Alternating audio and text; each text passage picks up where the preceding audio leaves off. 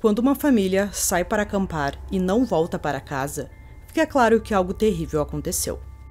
Fala pessoal, Carol na área, trazendo mais um vídeo aqui no canal. Todas as semanas eu trago esse tipo de conteúdo aqui para vocês, casos resolvidos, casos que são um mistério ainda. Então se você gosta desse tipo de conteúdo, já se inscreve aqui no canal, deixa um like nesse vídeo que isso é muito importante, deixa um comentário também dando a sua opinião sobre esse caso aqui.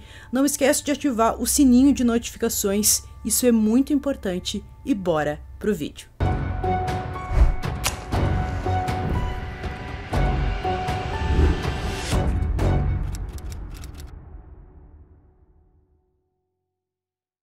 Em 1974, a família Coudin era composta pelo casal Richard, que estava com 28 anos, e sua esposa Belinda, de 22. Eles também tinham dois filhos, David, de 5 anos, e a bebê Melissa, que estava com apenas 5 meses de vida. Richard era da Força Aérea dos Estados Unidos, mas depois foi contratado como motorista e acabou deixando o exército. Ele transportava madeira em seu caminhão. Na época, Belinda passava o dia em casa cuidando de seus filhos e da casa. Eles moravam em White City, localizado em Oregon. No final de semana do Dia do Trabalho, em 1974, a família mudou seus planos de última hora e decidiram acampar na floresta The Rogue River, nos arredores dos limites da cidade de Cooper. Eles também levaram seu cachorro chamado Droopy. A família estava muito familiarizada com esta área, até porque a mãe da Belinda, chamada Ruth, morava por lá, então eles passavam bastante tempo no local. Eles pretendiam parar e jantar com ela, com a mãe, antes de voltarem para casa.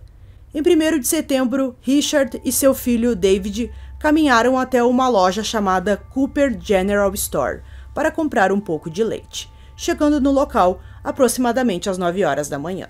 Pouco depois, eles foram vistos caminhando de volta para a área do camping, onde estavam acampados. Quando Richard, Belinda e seus filhos não apareceram para o jantar naquela noite, Ruth ficou preocupada e dirigiu até o acampamento. Quando ela chegou no local, ela viu onde a família estava acampada. Em cima da mesa ali estava alguns pertences deles, como a bolsa da Belinda e também uma jarra que continha um pouco de leite que eles tinham comprado mais cedo. Só que ela olhou ali, procurou, mas não encontrou nenhum sinal da família e aquilo era realmente bem estranho. Um maço cheio de cigarros da marca que Belinda fumava, a carteira de Richard, que ainda continha dinheiro, as chaves do caminhão e o relógio de pulso foram encontrados no chão, nas proximidades. O veículo da família, com alguns de seus pertences, também estava no local, mas mesmo assim a família não estava em lugar nenhum. Ruth acreditou que eles pudessem ter saído rapidamente, mas depois de esperar por cerca de 1 hora, ela decidiu que estava na hora de chamar as autoridades, pois aquilo estava realmente muito estranho.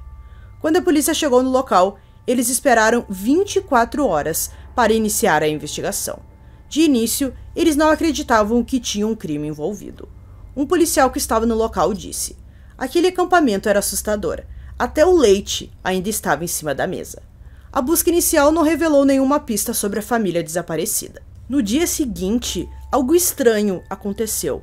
O cachorro da família foi encontrado na frente daquela loja em que o Richard tinha comprado leite no dia anterior. Então era muito estranho porque o cachorro estava ali sozinho e agora ficava claro que alguma coisa aconteceu com a família, porque eles jamais teriam deixado seus pertences para trás e principalmente o seu cachorro. A polícia enviou comunicados à imprensa gerando muitas denúncias. O caso recebeu muita cobertura da mídia. O Serviço Florestal dos Estados Unidos vasculhou 40 quilômetros de estradas e trilhas ao redor do acampamento. Helicópteros e aviões sobrevoaram a área equipados com infravermelho. Apesar dos enormes esforços de busca, as autoridades policiais não conseguiram encontrar qualquer prova de um crime. Uma petição assinada por várias pessoas solicitando o envolvimento do FBI foi recusada, devido à falta de provas de que a família foi sequestrada. Uma recompensa também de $2.000 foi oferecida. Mais tarde foi determinado que esta foi uma das maiores buscas de pessoas desaparecidas já realizadas na história do estado de Oregon. Com a temporada de caça começando, a irmã de Richard escreveu uma carta a um jornal, implorando que os caçadores estivessem sempre atentos a qualquer coisa que possa estar ligada à família. Mesmo que tentemos não diminuir nossas esperanças de que eles serão encontrados vivos, pedimos que vocês verifiquem pilhas de terra recém-mexidas, disse a irmã do Richard. Na época havia um total de 8 mulheres desaparecidas em Washington e Oregon, e as autoridades tentaram buscar ali uma conexão entre esses desaparecimentos com a família Coldin. Mais tarde, esses desaparecimentos dessas mulheres foram ligados ao serial killer Ted Bundy. Então ficou claro que não tinha nenhuma ligação com o caso da família desaparecida.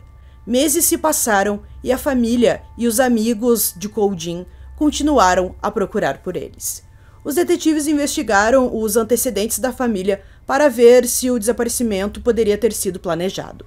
Os Coldins não tinham inimigos e tinham algumas dívidas, mas eles estavam bem financeiramente, o que fez as autoridades acreditarem que foram retirados do acampamento à força, que eles não tinham nenhum problema com ninguém e aquilo aconteceu de uma forma aleatória. Os detetives que trabalhavam no caso não tinham muitas pistas. O público forneceu algumas dicas, relatando terem visto a família em São Francisco e Seattle. Mas, depois que a polícia investigou isso, ficou claro que não era a família. Em 12 de abril de 1975, 2 homens de Forest Grove, que estavam caminhando pela floresta perto de Carberry Creek, descobriram um corpo em decomposição de um homem adulto amarrado a uma árvore, em uma encosta íngreme. Em uma pequena caverna próxima, os corpos de uma mulher, uma criança e um bebê também foram encontrados. A identificação positiva dos corpos como sendo da família Coldin foi feita por meio dos registros dentários. O local onde os corpos foram descobertos ficava aproximadamente 11 quilômetros do acampamento onde a família estava e onde foram vistos pela última vez. O médico legista determinou que Belinda e David morreram devido a um ferimento de bala de calibre 22. Melissa, de 5 meses, morreu devido a um grande traumatismo contuso na cabeça. A causa da morte de Richard não pôde ser determinada, devido que seu corpo estava em um avançado estado de decomposição. Os investigadores processaram meticulosamente a cena do crime. A única evidência adicional recuperada foi uma única bala de calibre 22 de um rifle. A possibilidade de homicídio-suicídio foi levantada, mas os investigadores não encontraram a arma do crime no local, o que levou eles a acreditarem que a família Coldin foi morta por alguém desconhecido para eles. Os investigadores tinham pouco em que se basear em termos de provas, mas recolheram ali tudo que eles puderam encontrar. Devido ao tempo decorrido desde o desaparecimento da família, possíveis vestígios deixados foram expostos à natureza ali, então provavelmente foram destruídos. Foram realizadas entrevistas com inúmeras pessoas que estavam no acampamento no dia 1º de setembro. Uma família de Los Angeles chegou ao acampamento naquele dia às 5 horas da tarde. Enquanto caminhavam no parque, eles testemunharam 2 homens e uma mulher estacionando uma caminhonete nas proximidades. O pai da família lembrou: eles agiram como se estivessem esperando que partíssemos para fazer alguma coisa e, francamente, nos deixaram nervosos. Então seguimos em frente. Com base na localização dos corpos de Belinda e das crianças dentro da caverna, o tenente Kizar suspeitou que o responsável era o morador local, que conhecia muito bem a área e estava ciente da localização daquela caverna que ficava escondida. Depois que os restos mortais da família foram recuperados, um morador de Grants Pass, que se ofereceu como voluntário na busca, disse à polícia que em setembro havia revistado a caverna onde Belinda e os corpos das crianças foram encontrados. Mas naquele momento, os corpos não estavam por lá. Para confirmar que ele estava se referindo à mesma caverna, as autoridades fizeram com que o homem os acompanhasse até a caverna que ele havia revistado. E realmente era a mesma caverna que depois os corpos foram encontrados. Então, a gente viu que no momento em que fizeram aquela investigação, que aquela caverna foi analisada, os corpos estavam em outro local. Um homem chamado Duane Lee Little, de 25 anos, da cidade vizinha de Rush, em Oregon, foi examinado extensivamente. Lee foi condenado em 1964, aos 15 anos, pelo abuso e assassinato de uma adolescente chamada Orla Faye. Depois de cumprir 10 anos de sua sentença na penitenciária estadual de Oregon, ele recebeu a liberdade condicional em 24 de maio de 74.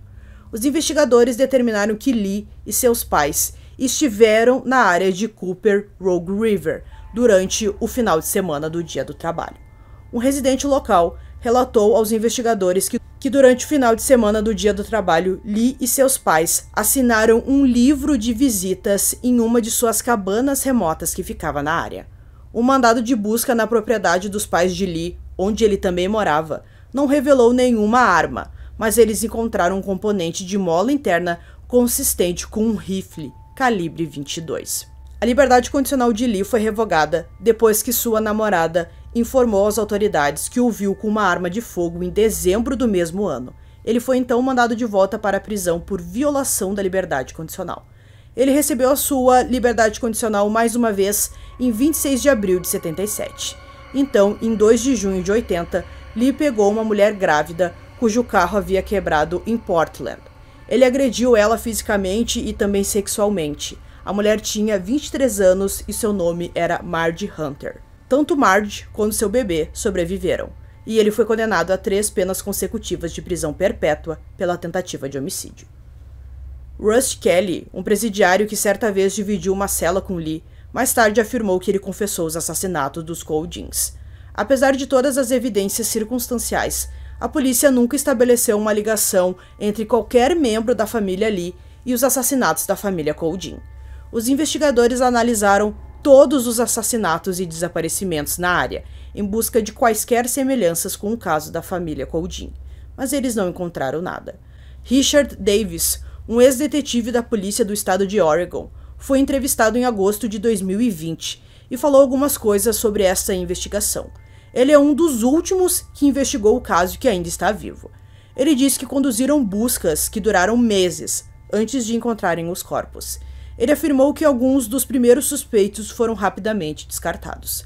Os policiais perderam as esperanças porque o caso permaneceu arquivado por meses, sem novas pistas. Recebemos algumas das ligações mais inusitadas, com informações sobre onde eles estavam e o que estavam fazendo, mas não deram em nada. Ele também disse que o caso da família foi chocante para o condado de Jackson e região. Ninguém conseguiu acreditar que algo tão terrível assim pudesse ter acontecido por lá. Davis também falou sobre o único suspeito do caso. A vida das pessoas, a vida de outras pessoas para ele não tem absolutamente nenhum valor. Ele quer o que quer e se ele tiver que matar para conseguir, ele mata, disse Davis. O mistério da família Coldin inspirou Davis a criar a Unidade de Investigação de Crimes Graves, nos anos 80. A equipe de investigação de homicídios atende o condado de Jackson até hoje. Fazer isso fracassando tão miseravelmente quanto falhamos no caso da família me tornou um oficial melhor. Estou envergonhado, sinto muito. A família Coldin não obteve justiça. E eu participei do fato de eles não conseguirem justiça, e isso me assombra até hoje. Então, pessoal, concluindo esse caso aqui para vocês, um caso muito estranho que a família inteira ali, infelizmente, acabou morrendo. E a gente fica pensando, bom, será que foi o Lee?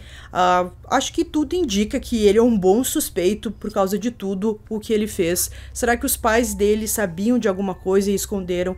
Enfim, é mais um caso em que a gente fica pensando o que pode ter acontecido, mas é um caso muito triste porque tinha um bebê de apenas 5 meses e essa pessoa, que a gente não sabe quem é, não teve nem piedade com o bebezinho.